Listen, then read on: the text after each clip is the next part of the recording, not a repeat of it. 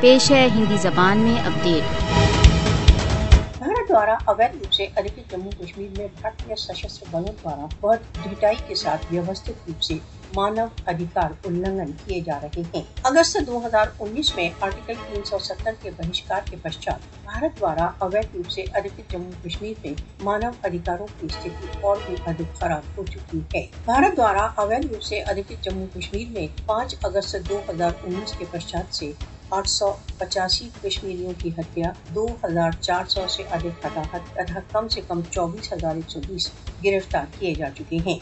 भारत भीषण प्रकार के उपायों द्वारा कश्मीरियों की स्वतंत्रता की आवाज को दबा रहा है। मोदी शासन कश्मीरियों को भयभीत तथा दमित करने के लिए अपनी पड़ताली संस्थाओं का प्रयोग कर रहा है। 1 मिलियन से अधिक भारतीय सशस्त्र बलों की उपस्थिति में भारत द्वारा अवैध रूप से अधिकृत जम्मू कश्मीर को विश्व का सबसे अधिक सैन्यीकृत क्षेत्र बना दिया है।